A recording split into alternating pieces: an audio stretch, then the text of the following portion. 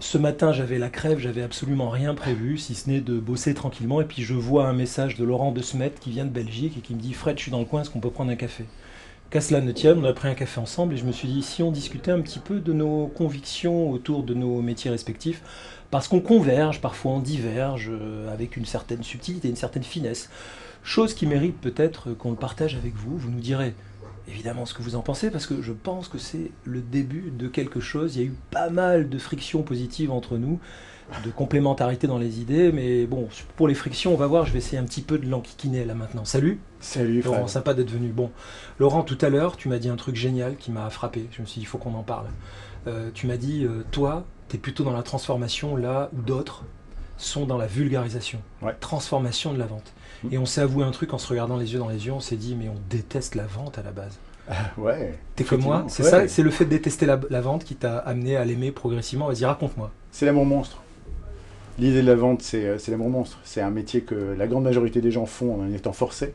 Et c'est un métier que peu de gens aiment à la base. Il y a très peu de gens qui ont choisi ce parcours. T'en connais beaucoup des petits garçons qui sont levés le matin en disant je veux devenir vendeur. Voilà, mais par contre, je connais des petits garçons qui ont un talent brut et qui grandissent avec ce talent et qui se disent j'en ai pas besoin. Moi, Ouais. je croyais être dans cette cible. Mm. Et tu m'as fait une super métaphore tout à l'heure avant qu'on enregistre. Est-ce que tu peux nous la refaire, celle du danseur? Je trouve ça Ah oui. génial. Une métaphore qu'on utilise souvent dans la vente, c'est la danse. C'est-à-dire qu'il y a des gens qui sont hyper doués pour danser naturellement. Des vrais. Mais est-ce que c'est suffisant pour faire un vrai bon vendeur ou un Refais vrai le bon petit bisou danseur? à la caméra là-bas. Alors pour les amis internet, tu vas leur expliquer. Là, tu t'adresses à tes copains. Ouais, c'est mes complices. Voilà, c'était Mais en fait, c'est compris. ceux qui savent déjà ce que je veux dire. Bon, voilà, Voilà. exactement.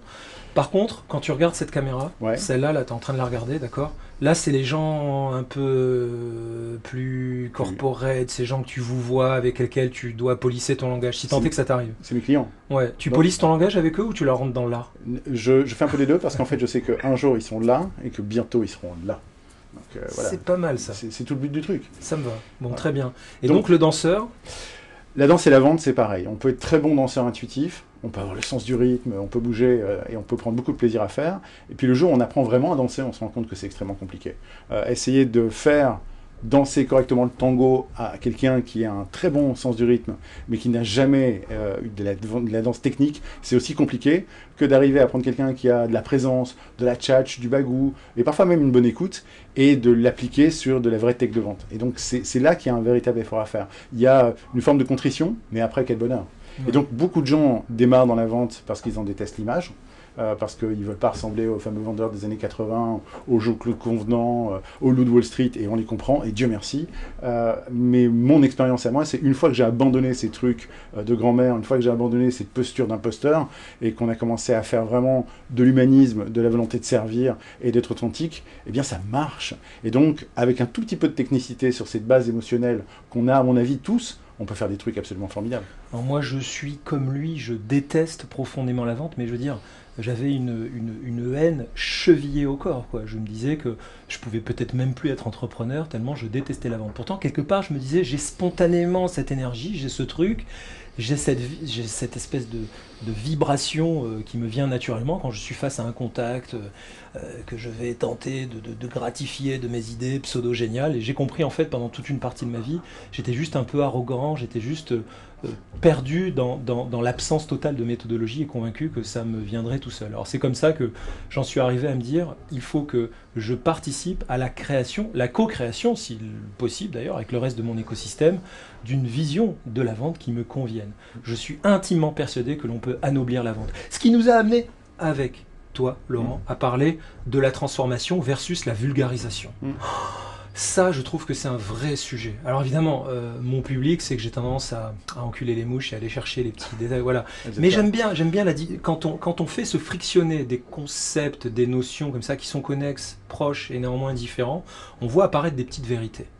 Et c'est vrai que transformer la vente, ça procède évidemment d'un processus temporel dont il faut bien se résoudre à accepter le temps qu'il va prendre, la complexité, le fait qu'on rentre dans un cycle où il va falloir embarquer des gens qui ont des profils très différents dans les entreprises. Ça signifie aussi qu'on ait une vision stratégique. Mais alors, quelle différence avec la vulgarisation? Quand on pense par exemple au travail que fait Loïc avec le Social Selling Forum, ou les petites vidéos qu'on fait de temps en temps pour acclimater les gens à nos théories, c'est quoi la vulgarisation versus la transformation pour toi? Pour moi, c'est la suite l'un de l'autre. C'est-à-dire qu'on doit d'abord innover avant de vulgariser. Et donc aujourd'hui, le travail immense que Loïc a amené grâce au Social Selling Forum, c'est la vulgarisation de quelque chose qui s'est profondément transformé dans nos façons de vendre à travers les réseaux sociaux. Maintenant, la transformation de la vente, c'est un sujet qui va occuper Loïc, toi, moi, et qui est de dire aujourd'hui quels vont être les impacts pour les années futures de ces nouvelles façons de faire.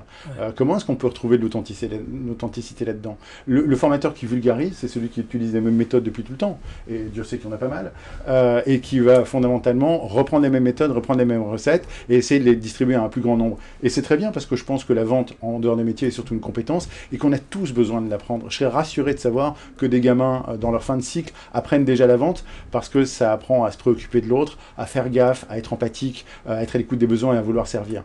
Mais la transformation de la vente, ça nécessite des échanges comme celui-ci. Ça nécessite de réfléchir ensemble. Ça nécessite de se frictionner. Ça nécessite de faire naître quelque chose de plus qui va peut-être, à terme, générer une nouvelle vulgarisation ou pas. Parce que dans la transformation, il y a souvent beaucoup de déchets, évidemment. C'est de l'essai-erreur. On essaie de nouvelles choses. Mais quand ça marche, alors à ce moment-là, on a un boulevard pour vulgariser. Alors tu vas nous faire justement, là on est dans la différence entre transformation et vulgarisation, on va essayer de traiter ça de manière ludique. La caméra sérieuse là, tu peux la regarder? Oui. Ok, concentre-toi, je vais t'hypnotiser. Non, je plaisante. Essaye. Je vais te demander de t'adresser, et tu le regardes bien dans les yeux, au client, tu sais, celui qui est un petit peu, un peu chiant, quoi, ce vieux rond de cuir qui a 25 ans de boîte, okay, qui sent que les codes sont en train de changer et qu'il a besoin d'un gars comme Laurent De Smet pour l'aider à transformer ses équipes de vente. Adresse-toi-lui hyper sérieusement et explique-lui ce que c'est que la transformation de la vente et comment on va l'aborder de manière stratégique pour se donner une chance d'y arriver en embarquant tout le monde, sans que ça soit les sempiternelles déclarations de ces hygiénistes, du coaching d'équipe qui font des mesurettes pour s'acheter une conscience. Non, non, non, non, là tu vas lui parler de telle sorte que, c'est ton but, hein, tu l'embarques dans une transformation stratégique. Ça, c'est le client avec qui tu vas bosser 2 ans ou 3 ans. Explique-lui comment on va s'y prendre. Explique-lui ce que c'est que une stratégie de transformation de la vente. Ça part d'un principe simple. Si vous avez déjà tout essayé et que vous en êtes amené à ce qu'on se parle aujourd'hui, c'est quelque part vous avez la conscience qu'il faut bouger quelque chose. Je ne suis pas là pour refaire ce qui a déjà été fait. Je ne suis pas là pour relire une messe que vous connaissez par cœur. Je suis là pour comprendre avec vous où est-ce que ça fait mal, et je suis là pour amener avec vous des solutions. Mais la première chose qu'il faut embarquer, c'est pas votre équipe, c'est pas votre entreprise, c'est vous-même. Parce que direction générale, on est d'accord. Bien sûr. Ouais. Mais la direction générale et tous les porteurs de sens et tous les porteurs de foi de l'entreprise. Si on ne travaille pas déjà avec cela dès le départ, c'est mort. Donc il faut avoir une véritable envie de transformer. Mon premier maître en formation m'a dit un truc que je n'oublierai jamais et que je sers à qui mieux dans les conférences et les formations que je fais. C'est simple, il n'y a pas de formation sans processus inhérent de transformation. Donc on ne peut pas former les gens s'il n'y a pas derrière une vraie volonté de transformer les choses. Et donc la formation n'est pas un acte de vulgarisation, en général c'est plutôt un acte qui sert à un processus de transformation. Et je rends hommage à ce monsieur qui s'appelle Pierre Voisin, il m'a dit ceci, il m'a dit tu sais dans notre métier de consultant... Ah, tu me regardes pas moi, tu me regardes. Ouais, mais bon... Je sais qu'il est purement imaginaire. Mais... Voilà, et que toi t'es vachement réel, et comment je te parler, voilà, mais que bon... Pierre disait ceci, il disait Laurent tu sais dans notre métier ce qu'on adore c'est des acteurs du changement. Et puis il rajoute c'est des conneries. On n'est pas des acteurs du changement, nous les coachs, les formateurs, les consultants, mais on est des symptômes de changement. Et la différence qui est entre un acteur et un symptôme, c'est qu'en fait, on intervient dans des boîtes qui ont déjà décidé de changer, et que lorsqu'on arrive, fondamentalement, on entérine ce changement, on l'accompagne, on le rend possible, mais ça part de leur premier élément de transformation qui est une volonté de faire. S'il n'y a pas de volonté de transformer, il n'y aura pas de transformation. Et effectivement, on passe souvent, et je pense que je peux te prendre un témoin là-dessus, beaucoup de temps dans des entreprises qui, sous le couvert de faire quelque chose de nouveau, n'ont pas une réelle envie de transformer les choses. Elles veulent juste redire les mêmes choses qu'on a fait avant et essayer un autre modèle, mais il n'y a pas de réelle volonté de changement. Or, s'il y a une réelle volonté de changement, à ce moment-là, il y a un chemin pour que nous, on opère et qu'on fasse la chose qui est le plus importante aujourd'hui dans nos métiers. Et la chose qui est le plus importante aujourd'hui dans nos métiers, c'est pas d'apporter du savoir-faire. Contrairement à ce qu'on pense, c'est pas nos contenus qui sont différenciants. C'est pas non plus la méthode, la pratique, la technique. C'est quelque chose de bien plus fondamental. Quand on a 1 jour, 2 jours, 3 jours avec une équipe de vente ou une direction générale, on a très peu de temps devant soi. Voire même 1 heure. Quand on a un speech d'1 heure, on a très peu de temps devant soi. La seule chose qu'on vise, c'est une prise de conscience. Et la prise de conscience, c'est le seul élément qui peut amener une transformation durable. Si chez les commerciaux, on arrive à générer une prise de conscience, si quelque part le regard s'allume, que quelque chose naît, que la personne, on sent qu'au très fond d'elle-même se dit « je veux essayer ça, je veux tenter de changer mes schémas de pensée et mes schémas d'action », alors on a gagné. Mais c'est le réel enjeu d'une formation et le réel enjeu de nos métiers, ça n'est pas amener plus de techniques ou plus de méthodes, c'est d'abord provoquer une prise de conscience, et c'est quelque chose de fondamentalement humain et émotionnel. Ce n'est pas rationnel, c'est quelque chose qu'on doit allumer. Alors moi, je te rejoins totalement là-dessus. J'ai commencé, pareil, une logique d'accompagnement, une formation avec des gens leur disant « ne vous attendez pas à une méthode ». Ouais. Mais à une inspiration. Dernière question pour répondre à ce monsieur hyper sérieux qui est en train d'hésiter dans son investissement, il va déplacer des budgets et puis faire un petit peu vibrer sa boîte à l'échelle du changement que tu vas provoquer, on l'espère. Qu'est-ce que ces équipes commerciales feront mieux qu'avant, une fois qu'on les aura transformées? C'est quoi la promesse, fondamentalement? Ça va être très simple, elles seront plus heureuses. Alors, ça a l'air de rien comme ça, mais ça se traduit immédiatement en termes de chiffres et de KPI par du succès. Mais si on a des gens qui sont heureux de vendre, qui sont heureux de faire leur métier, qui retrouvent du sens et qui ont envie de le faire différemment, non pas parce qu'on l'a obligé de le faire, mais parce que quelque part ils en ont retrouvé l'envie, alors on a tout gagné. Les publics commerciaux sont des publics fragiles. Ils sont toujours baignés dans des flux d'informations négatifs. Les 5% de clients qui râlent, qu'on voit comme étant une stat ou un KPI, pèse 30 à 40% du temps de l'activité du commercial qui doit se justifier, s'excuser, à la limite se dégager de la promesse qu'il a faite et qu'il vit mal. Et quand il a terminé ce temps-là, il trouve des prospects qui sont forcément beaucoup mieux avec leurs fournisseurs actuels, qui ont des discours élogieux sur les choix qu'ils ont faits. Et donc, il passe aussi 30% de son temps à entendre du bien de ce que les autres font mieux que sa propre boîte. Et donc, évidemment, la petite flamme d'un commercial, sa motivation intrinsèque, la chose qui le sort du lit et qui lui donne envie de changer le monde, elle s'éteint beaucoup plus vite que s'il était dans un bureau climatisé avec des tableurs Excel. Ça paraît logique. Et ce qui est dommage en France, et surtout dans tous nos pays très basés sur l'ego, c'est qu'aucun vendeur au monde n'a le droit de pousser votre porte et vous dire « patron, j'y crois plus, j'ai pas la foi, je crois pas en ce qu'on fait, je pense qu'on vend de la merde ». Ça n'existe pas. On va vous dire le chiffre d'affaires est difficile, on va vous dire les concurrents sont rudes, on va vous dire est-ce qu'on peut faire une remise de prix pour capter un tel ou un tel. On va jamais vous avouer un manque de foi parce que c'est la honte suprême. Alors que si on le faisait, on rétablirait un dialogue. Non seulement ça, mais on permettrait aux managers de faire du leadership, de l'inspirationnel, du vrai. On permettrait aux leaders de naître plutôt que d'être que des managers. Et c'est là où on peut faire la différence. Parce que c'est là où on peut éveiller une véritable transformation de la vente dans le sens, la richesse. Il n'y a rien de plus facile que de vendre quelque chose que vous aimez.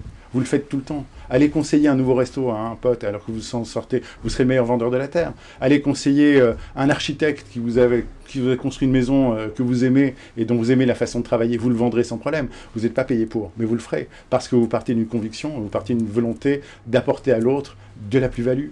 Et c'est ça qu'on demande. Ça, Laurent, c'est la version du discours que tu fais de manière assez posée, assez construite, et je te remercie parce que là, tu viens de nourrir l'écosystème, la planète entière de tous nos amis connectés sur LinkedIn qui sont, je l'espère, pour eux, éclairés par la sagesse de ce discours. Je te remercie. Alors, j'aime beaucoup quand tu dis construite parce que voilà, on est dans l'impro quand même, hein, vraiment. Voilà. Mais néanmoins, je voudrais maintenant, en t'adressant aux potes, à tous ces gens avec qui on discute sur LinkedIn, que l'on tutoie, mais tu vas imaginer avoir face à toi un entrepreneur qui s'avère, par chance, être un ami. Et tu vas lui faire ce même discours de manière beaucoup plus décontractée et brute de décoffrage. Tel que tu parles à un ami quand vous êtes down to the pub, derrière une bière, et que le gars, tu as besoin de l'éclairer sur la nécessité de se sensibiliser à l'origine même de la création de son entreprise. Moi, par exemple, tu vois, j'ai souvent fait cette erreur. J'ai créé des boîtes quand j'étais plus jeune, en pensant que mon talent naturel de visionnaire de mon produit allait m'aider à m'en sortir, et je m'étais complètement trompé. Tu as le problème inverse. Enfin, à tous les potes qui entreprennent et qui sont des fous furieux, qui ont osé se lancer, qui ont osé mettre un business en marche. D'abord, bravo et merci parce que l'économie dépend de vous demain, c'est évident. Mais il y a autre chose. Vous souffrez exactement du problème contraire de mon ami dirigeant qui a une force de vente. Vous devez réapprendre à vos commerciaux à aimer ce qu'ils vendent. Toi, ton problème, c'est que tu aimes beaucoup trop ce que tu vends. Et que tu l'aimes tellement que tu as du mal à le vendre. Parce que tu y crois, parce que tu l'as mis sur le marché. C'est tellement juste. Voilà. C'est tellement juste. Merci, pardon, je te coupe. Non, mais pas de souci. Mais tu viens de mettre des mots sur ce que je ne dis pas, enfin, sur ce sur quoi je suis longtemps resté dans le déni. Je te laisse continuer. Parle donc à ce copain-là et vas-y, remue-lui un petit peu les cocotiers. Donc, tu as créé un business, tu as mis au monde un bébé que tu aimes plus que tout. C'est normal, c'est le tien. Et donc, l'amour que tu lui portes t'aveugle sur le fait que tout le monde ne trouve peut-être pas toujours à son goût. Et c'est une horrible violence de se rendre compte que parfois, ce qu'on adore et ce qu'on aime n'est pas vu avec le même regard bienveillant, plein d'amour. Et donc, c'est pas qu'il faut te désapprendre à aimer ce que tu fais. À la limite, si tu pouvais donner un peu de ta foi à ces gens-là, ce serait merveilleux. Il faut surtout apprendre à aimer l'autre à ce moment-là. Le problème, c'est plus aimer ce que tu fais. Le problème, c'est arriver à te départir de comment tu vois ton produit, comment tu vois ton service, pour commencer à réfléchir comme tes clients préférés, comme ceux que tu vises en fin de compte, arriver à se glisser dans leur schéma de pensée et arriver à ce moment-là à faire un peu de processus, un peu de technique, un peu de méthode. Parce que, encore une fois, les entrepreneurs que je vois et que j'accompagne ont envie de vendre, mais ils n'ont pas de méthode. C'est les meilleurs danseurs intuitifs parce qu'ils savent pourquoi ils ont donné vie à ce projet ou à ce métier, mais ils ne savent pas encore comment l'articuler. Le pitch en fait partie. C'est un excellent début. Après, il y a toute la technique de vente, je déteste ce mot parce que dès qu'on met technique, moi je perds des cheveux, mais effectivement il y a une sorte de compréhension de comment ça fonctionne. Et c'est ça, quelque part, qu'on apporte. On ne va pas moins te faire aimer ton produit, on va te faire plus aimer ceux qui vont l'acheter. Parce que quelque part, sans eux, ton produit ou ton service n'a aucun sens. Merci pour cet instant de vérité. On va juste terminer en raison du fait que tu ne seras malheureusement pas présent sur le Social Selling Forum de Paris. Alors évidemment, cette vidéo est intemporelle, on la regardera plus tard. Mais je voudrais que tu passes un message à nos amis, les social sellers, que tu dises ce qui te plaît chez eux, ce qui t'agace chez eux. Non, on va commencer par ce qui t'agace et puis tu termineras sur une note positive pour un petit peu les houspiller aussi. Fais-moi plaisir, je vais t'aider un peu. D'accord. Tu les mets où les social sellers là Eh ben, on va dire que les social sellers, c'est tes copains, tu les regardes là. Bon alors, en termes d'agacement, là, j'ai fait un travail sur moi parce que le mec qui m'agaçait le plus dans le social selling, c'est Fred. Je veux dire, ce type a... Je sais. Voilà, non, Pardon. mais merveilleux. Et donc, quand quelque chose vous agace, première leçon, c'est aller contacter ça parce que vous vous rendez compte qu'au bout d'une demi-heure, il n'y a plus rien qui vous agace du tout. Et c'est la même chose que dans la vente, quand vous trouvez l'humain derrière, à ce moment-là, vous vivez des moments fantastiques. Pour tous les autres social sellers, qu'est-ce que je vais vous transmettre? Continuez, vous n'arrêtez pas.